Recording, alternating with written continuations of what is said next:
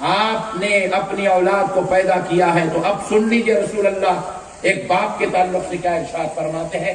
وہ باپ جو اپنی اولاد کو تعلیم نہیں دیتا، وہ باپ جو اپنی اولاد کو نہیں پڑھاتا، وہ باپ جو اپنی اولاد کو علم دین کی طرف ترغیب نہیں دلاتا، وہ باپ جس کی اولاد کو تجوید سے قرآن پڑھنا نہیں آتا، وہ باپ جس کا بچہ ضروریات دین یعنی کہ وہ علم جس کا جاننا ہر مسلمان پر فرض ہے، جب وہ باپ اپنی اولاد کو اتنا بھی علم نہیں دکھاتا، اتنا بھی علم نہیں سکھاتا، تو سن لے ایسے باپ کے تعلق سے رسول اللہ کیا ارشاد فرماتے ہیں. آقا ارشاد فرماتے ہیں میری امت میں یتیم دو قسم کے ہوں گے.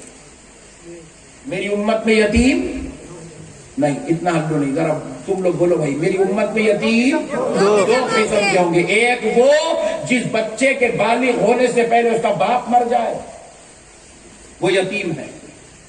دوسرا وہ بچہ بالغ بھی ہو جائے، بچہ کام والا بھی بن جائے، بچہ بڑا بھی ہو جائے اور اس کا باپ زندہ ہو، پھر بھی وہ بچہ یتیم ہے. صحابہ نے پوچھا یا رسول اللہ جس بچے کا باپ زندہ ہے پھر وہ بچہ یتیم کیوں؟ کیونکہ وہ باپ زندہ تو ہے مگر اس نے اپنی اولاد کو دین کی تعلیم نہیں سکھائی ہے. ایسے باپ کا ہونا اور مر جانا رسول اللہ کی نظر میں دونوں برابر ہے، اسلام کی نظر میں دونوں برابر ہے، شریعت کی نظر میں دونوں برابر ہے. خالی اولاد کو پیدا کرنے کے لیے شادیاں نہیں کرتے. جب شادی ہوتی ہے، اولاد ہوتی ہے، تو ان اولاد کی باپ پر ذمہ داری ہے کہ اپنی اولاد کو دین سکھائے. نبی پاک علیہ السلام نے ارشاد فرمایا ادبوا اولادکم، تم اپنی اولاد کو ادب سکھاؤ. علی ثلاث خصال، ان کی خصلتوں میں 3 چیزوں کو داخل کر دو. کب؟ جب وہ بولنا شروع کرے تب سے ان کو تعلیم دو، ادب سکھاؤ. ان کی خصلتوں میں 3 چیزوں کو داخل کر دو. پوچھا گیا یا رسول اللہ وہ 3 چیزیں کیا ہیں جو ان کی فطرت میں، ان کی خصلت میں، ان کی طبیعت میں ہم کو بٹھانا ہے؟ نبی پاک نے فرمایا حبی نبی کی تمہارے نبی کی محبت ان کے دلوں میں داخل کر دو. پھر فرمایا وحبی اہل بیت اطہار، اور اہل بیت اطہار کی محبت ان کے دلوں میں داخل کر دو. ان کی خصلتوں میں داخل کر دو، ان کے ادب میں داخل کر دو، ان کی فطرتوں میں داخل کر دو. وہ اٹھتے بیٹھتے چلتے پھرتے آتے جاتے یا علی یا حسن یا حسین یا فاطمہ کا نعرہ لگاتے رہے، یا رسول اللہ کا نعرہ لگاتے رہے، یا رسول اللہ یا حبیب اللہ کی باتیں بولتے رہے، نبی پاک کی تعریف کرتے رہے. وہ یہ پڑھتے رہے سب سے اعلیٰ و اولا ہمارا نبی، سب سے بالا و والا ہمارا نبی. وہ یہ پڑھتے رہے تو شمع رسالت ہے عالم تیرا پرواز. وہ یہ پڑھتے رہے وما ارسلناک الا رحمۃ للعالمین. وہ یہ پڑھتے رہے لیغفر لک اللہ ما تقدم من ذنبک وما تأخر. وہ یہ پڑھتے رہے انا اعطیناک الکوثر. ان کو نبی کا ادب سکھاؤ، نبی کی محبت ان کی خصلتوں میں داخل کرو، اہل بیت کی محبت ان کی خصلتوں میں داخل کرو. پھر آگے ارشاد فرمایا ہو نبی پاک علیہ السلام نے وَبِتِلَاوَةِ الْقُرْآنِ، جب تمہاری اولاد بولنا شروع کرے، چلنا شروع کرے، بات سمجھنا شروع کرے، کچھ کہنے کے، سننے کے، سمجھنے کے لائق ہو جائے، ان کو سب سے پہلے قرآن کی تعلیم دو.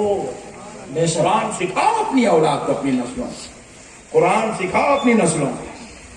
آپ اگر اپنی نسلوں کو قرآن نہیں سکھائیں گے تو پھر آپ یقین جانیے باپ مر گیا، بیٹے کو حق ہے، پہلا حق بیٹے کا ہے باپ کا جنازہ پڑھانے کا.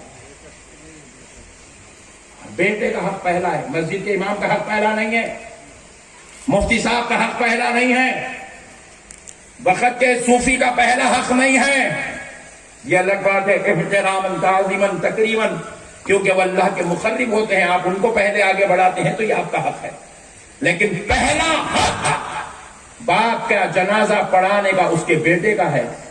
افسوس کی بات تو یہ ہے کہ باپ مر گیا مگر اپنی اولاد کو کچھ نہیں سکھایا، یہاں تک کہ بیٹے کو جنازے کی دعا تک یاد نہیں، جنازے کی دعا یاد نہیں ہے. اب ایک باپ سوچنے پر مجبور ہے کہ اب وہ اپنے رب کی بارگاہ پہنچ جائے گا تو کیا جواب دے گا اللہ کے سامنے جب اولاد کا حساب لیا جائے گا. کہ ہم اپنی اولاد کو اس لیے پیدا کرے تھے کہ گنجٹی بن جائے، کیا وہ جواڑی بن جائے؟ کیا وہ پتہ کھیلنے والے بن جائیں؟ کیا وہ شرابی بن جائیں؟ کیا وہ جو ہے ٹک ٹاک کے اینکر بن جائیں؟ کہ اپنی اولاد کو ہم نے اس لیے پیدا کیا کہ وہ نعوذ باللہ کی من ذالک شراب کے اڈوں کی زینت بن جائے؟ کیا اس لیے پیدا کیا کہ وہ واٹس ایپ کے ذریعے، فیس بک کے ذریعے، چیٹنگ کے ذریعے سے عیاشی کرتے، عاشقی کرے، وہ گناہ کا کام کرے، بدکاری کرے، سیاہکاری کرے، غلط کام کرے؟ کہ ہم نے اس لیے پیدا کیا کہ دوزخ میں کچھ لوگوں کی کمی تھی تاکہ ہم 4 بچے پیدا کر کے دوزخ کے کتے بناتے پھرے؟ کہ ہم نے اس لیے پیدا کیا تاکہ مسلم معاشرے کا نام ہماری اولاد بدنام کرتا پھرے؟ کہ ہم نے اپنی اولاد کو اس لیے پیدا کیا کہ وہ کسی کی بیٹیوں کو چھیڑتا پھرے؟ نعوذ باللہ۔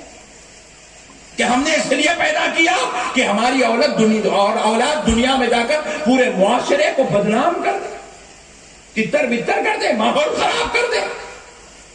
نہیں، خدا کی قسم، اللہ کی قسم، ہم نے اس لیے اولاد کو پیدا نہیں کیا۔ یہ پیدا کرنے کا حق نہیں ہے، یہ پیدا کرنے کی ضرورت نہیں ہے۔ ہم نے اس لیے پیدا کیا تاکہ ہمارا بیٹا ہماری شفاعت کا ذریعہ بن جائے، ہمارا بیٹا ہماری بخشش کی ضمانت بن جائے، ہمارا بیٹا ہمارے لیے مغفرت کا سبب بن جائے، ہماری بیٹی ہمارے لیے جنت کی ضمانت بن جائے۔ خدا کی قسم، کان کھول کے سن لو، اولاد ماں باپ کے لیے شفاعت کا سبب ہے، بخشش کا سبب ہے، مغفرت کا سبب ہے، نجات کا سبب ہے، اللہ کے قرب کا سبب ہے۔ کب ہے؟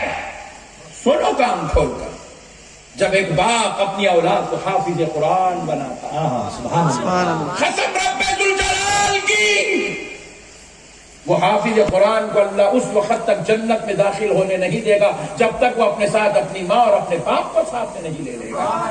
کیا بات ہے، اپنی اولاد کو